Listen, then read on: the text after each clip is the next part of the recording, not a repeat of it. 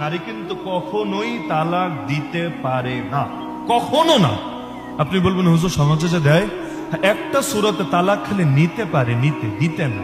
নেওয়া ভিন্ন জিনিস, দেওয়া ভিন্ন জিনিস, দুইটা এক সূরাতে নিতে পারে। কখন নিতে পারে? যখন পুরুষ তাকে অধিকার দিয়ে রাখবে। ওই যে আপনারা বিয়ে করলে একটা কাবিননামা পূরণ করেন না, কাবিননামার 18 নম্বর ধারাটা লেখার আগে মাথা ঠিক রেখে লেখেন, অবশ্যই কোনো না কোনো যোগ্য মুফতির সাথে পরামর্শ করে লেখেন, না হলে এক বাক্য দিয়ে জীবনে ফাঁসবেন, 13 পাবেন না কিভাবে কাজী আপনারা ফাঁসিয়ে দিয়েছে। আর আমাদের কাজীরা তো মাশাআল্লাহ লিখতেও দেয় না, এমনকি কি লিখেছে এটা বলেও না, একটা খালি কাগজে না, এই জামাই তোমার টাইম আছে নাকি সাইন দাও, সাইনটা দিয়ে দেয় জামাই, বাকি সব কাজ করে ফেলেছে। জামাই জানেও না যে তালাকের অধিকার দিয়ে রেখেছে, জামাইয়ের পক্ষ থেকে কাজী সাহেব বাকি সব ঠিকাদারে নিয়ে রাখে। এজন্য কাজীদের উপর ভরসা করবেন না। আপনারা অবশ্যই বিয়ে করার আগে, যারা করেন নাই অথবা করেছেন আগামীতে আরো করার ইচ্ছা আছে আর কি, আপনারা অবশ্যই কাবিননামা পূরণ করার আগে যোগ্য মুফতিদের সাথে পরামর্শ করে নেবেন, না হলে লাইনে লাইনে ধরা খাবেন, লাইনে লাইনে বিপদে পড়বেন। তো এখন সেই 18 নম্বর ধারায় যদি স্বামী তাকে অধিকার দিয়ে রাখে, সে সর্বোচ্চ নিতে পারে, দিতে না, নিতে।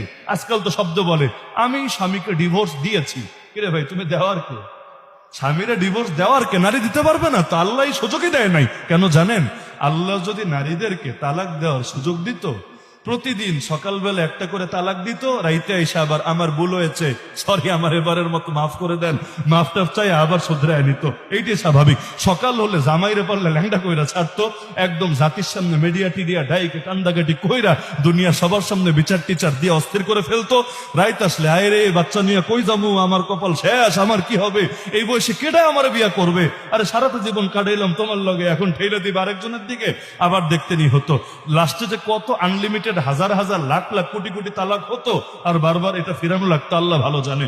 এজন্য আল্লাহ এই আবেগে জাতির এই দায়িত্বই দেন নাই। আরে নারীর হাতে দায়িত্ব গেলে কি হয়, এটা শেখ হাসিনার দেখলেও বুঝে আসে, আলহামদুলিল্লাহ, আসলে বুঝে আসে।